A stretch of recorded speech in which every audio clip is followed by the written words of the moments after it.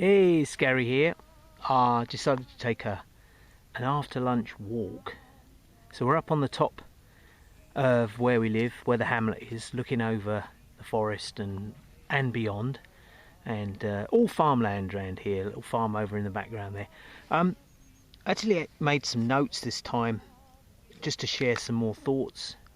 You know, we've been following, as we said, in a lot of these little sort of chats, so to speak, some of these channels that you know, they're looking into some very interesting stuff, again to do with old world history. But we pulled something up the other day, somebody I used to follow and I don't anymore.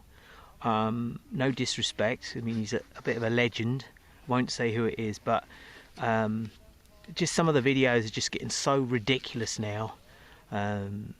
We just couldn't watch it anymore. But anyway, we just decided to tap in to see what he's been up to, and it was pulling up a load of pictures, and you know, from sort of like the 1800s and prior to that, and we were just looking at them, going, "Come on!" You can see that picture's been altered; it's not real, right? And as we've said before, if they're messing around with things now, they were messing around with it back then. So, old world pictures. Now, I've got a folder full of old world pictures, and it's very simple to drop them into Photoshop. Use the curve tool, various other bits and pieces that you've got in there to show the difference in the pixelation between the background, the foreground, and the center. So we were watching this thing anyway, and it was all to do with the Franco-Prussian War. Another war, manufactured war. Prussians being Germans, right? Or pre-Germany, whatever. Correct me if you like, but I don't care. But anyway, Franco-Prussian War. And they showed a picture of two buildings that had been blown to pieces. And there was like a wall about, I suppose, about 40, 50, 60 foot high, something like that.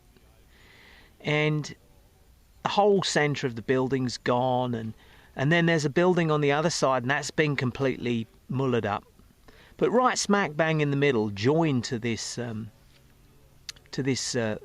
building that looks like it's just about ready to collapse at any minute, is a cafe, right?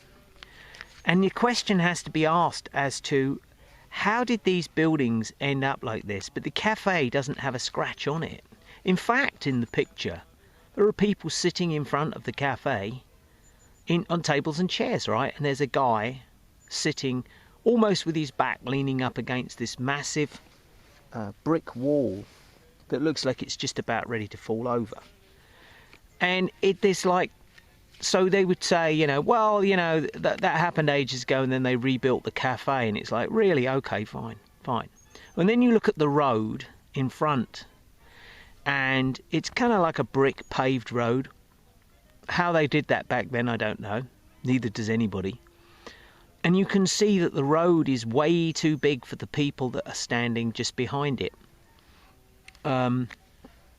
So again, it looks like one of these three-part pictures.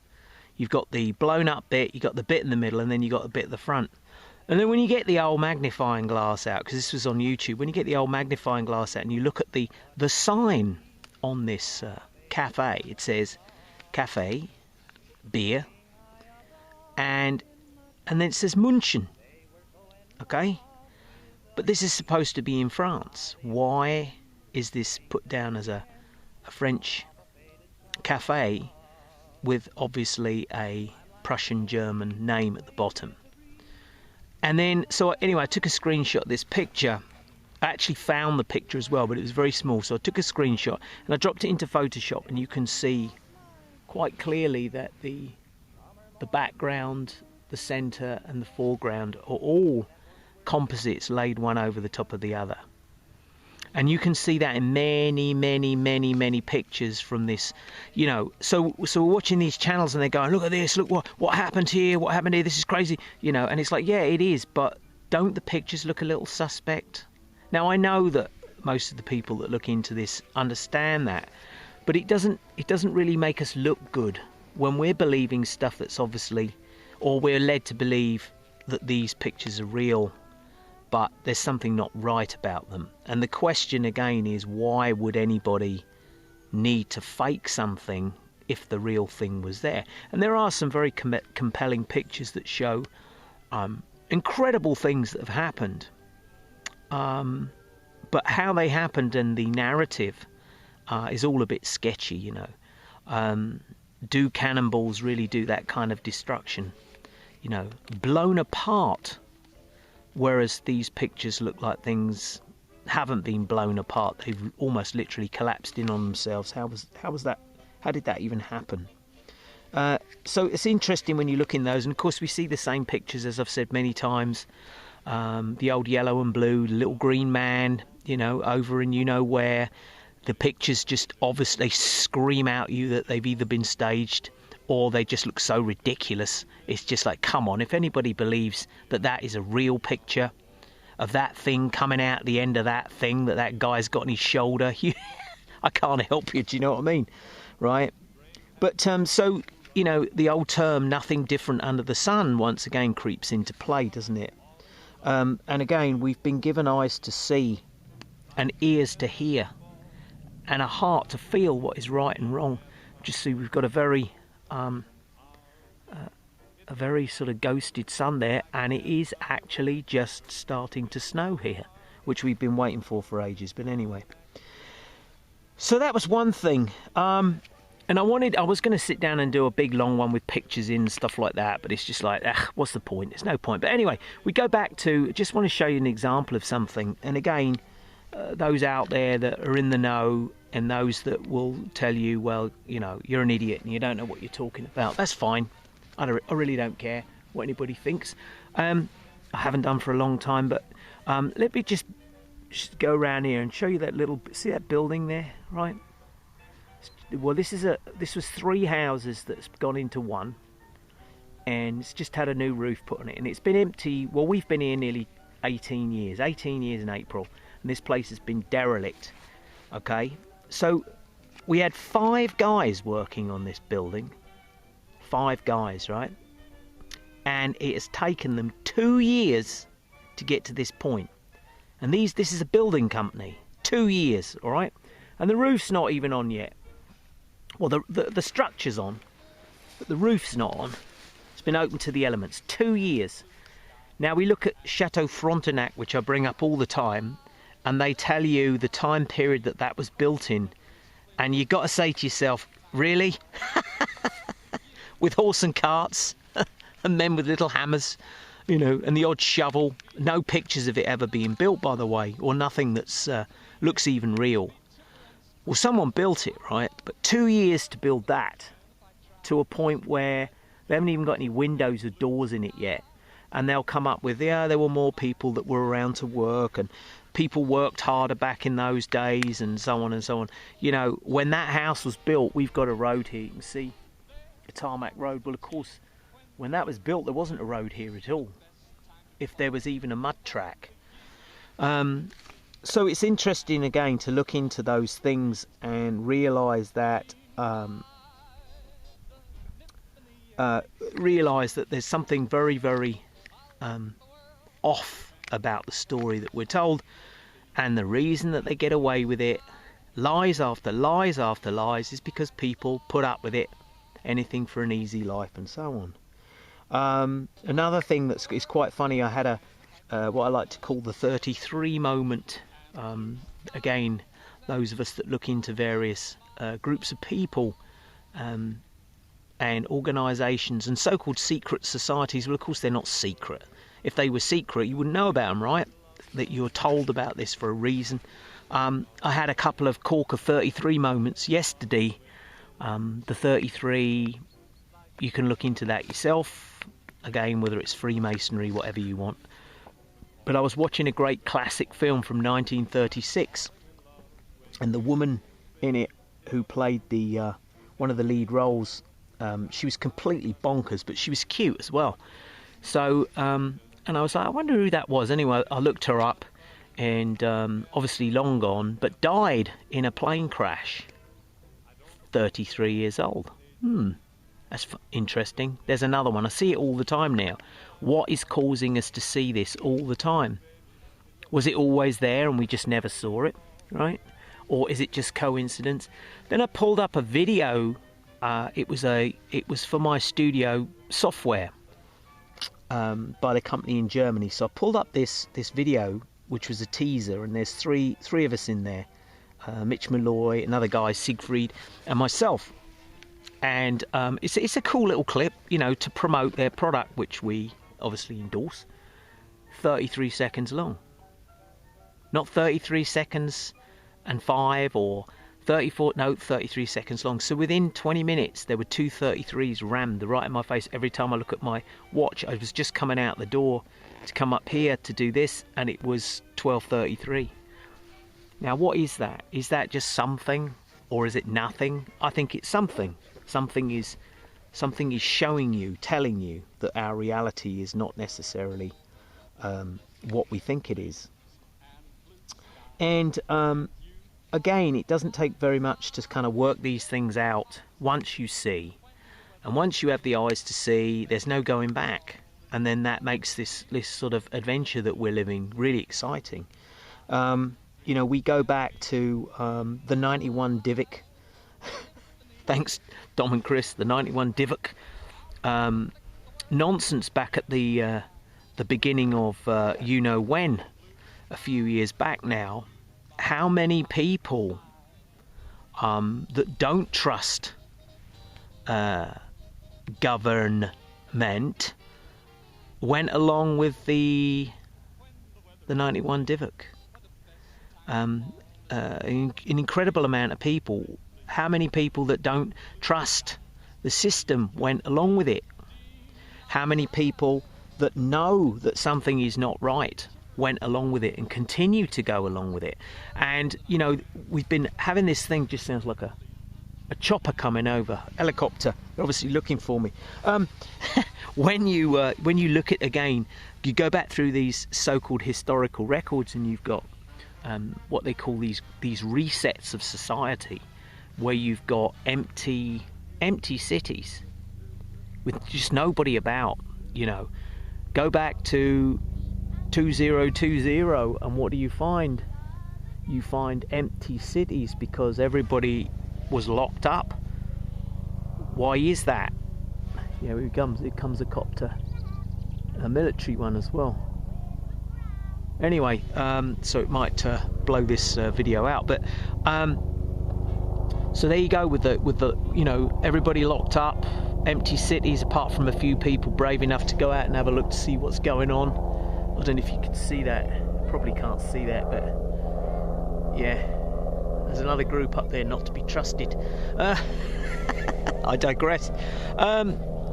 But anyway, yeah, so how many people that have read the Bible, and again, not wishing to jump on the religious bandwagon or anything like that, because as we know, it's nothing to do with the religion, but how many people went along with the 2020 nonsense? I would say a huge proportion of God-fearing people just dived in head first, went along with it. And who helped to coerce that situation? The entertainment industry, the TV, the media, the musicians, the actors, and all these characters that we are trying to really disassociate ourselves from. And it starts to make sense. Now, when we saw Mr. Schwab, Mr. KS, from the World Economic Forum, ranting on a little while ago about how we need a great reset to save humanity, right? Well, he's disappeared now, isn't he? Whatever that monstrosity is, he's disappeared now. Funny that, isn't it? How they always disappear for a while.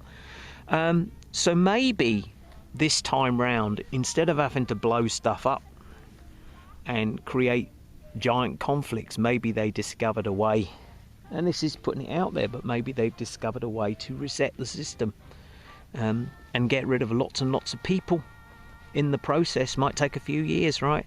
But maybe they discovered a way with some kind of old technology of how they were able to put that into play And as I've said before, I remember sitting in the garden with me lovely mum and saying, I think I got an idea of what is going on and why.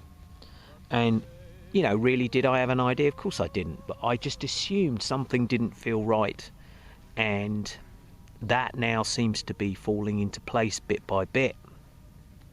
And the distractions, the rubbish that you see on the television, the news, you know, you don't take it, you know, everything that you hear the news telling you has been scripted, and it's read by actors. If you actually think that these people are researchers and reporters, and of course they're not. They just read from an auto cue what they're told to read, and that's the end of it.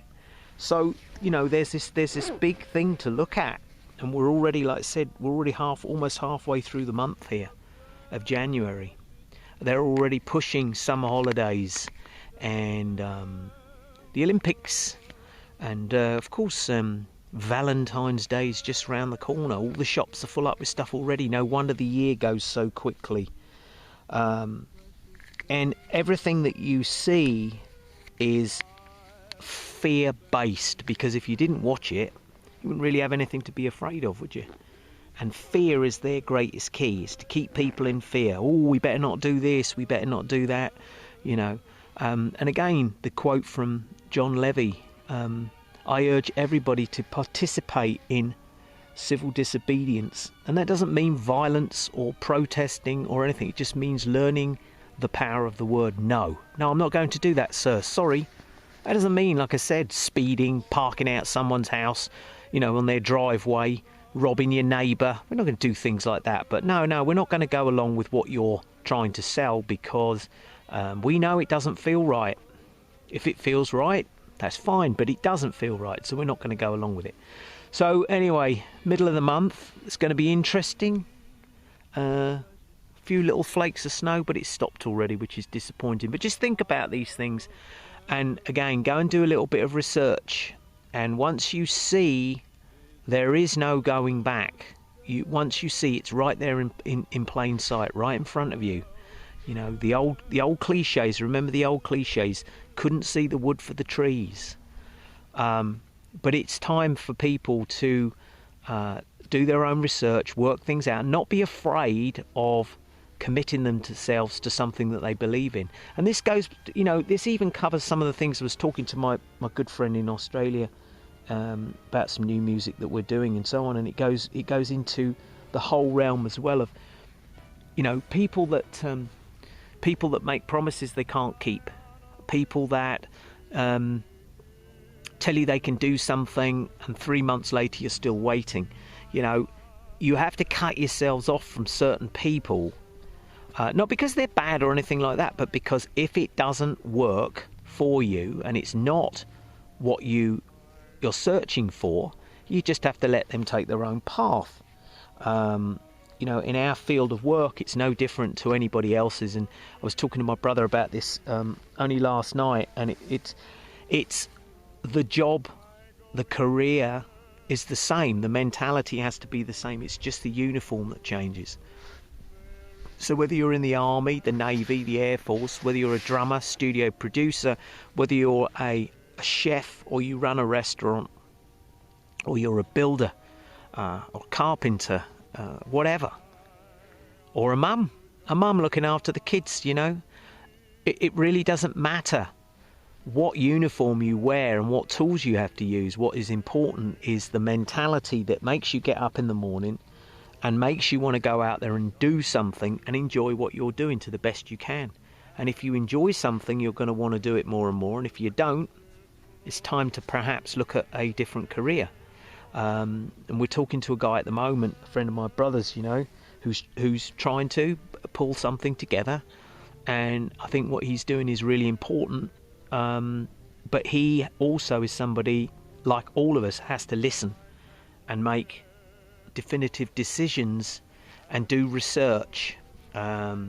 We were looking at a thing where he was talking about copyright. Somebody had a go at him about copyright, and we said, well, the thing that they're having a go at you about, is it in the public domain with fair use? And it's yes. Well then just ignore them, because there's nothing they can do, you know. I mean, they can do something, but if it's out in the public domain, it's like using a certain, you know, I could put on my website, I only play drums in certain brand of sports shoes, and I put their logo on my site. I'm perfectly within my rights to do that. But if I change the name by changing one letter, then of course that's a copyright infringement. But to use a logo in the appropriate manner, you are perfectly within your rights to do that. So everything that we do requires research, and in the next few years there's going to be some very, very interesting things that come to light. And again, I urge everybody just to go and have a look. I will put a link. I'll put a couple of links into the description of this video. Again, rambling on a bit, nothing very exciting to see apart from we got no wind or anything. It's fantastic. I love this weather. But there's two guys especially who I really think have it nailed. And one's Matt from QC, and the other one's Lucius from his site. And I'll add the links in there. But you have to go back to the beginning. Start from the beginning. What's that song?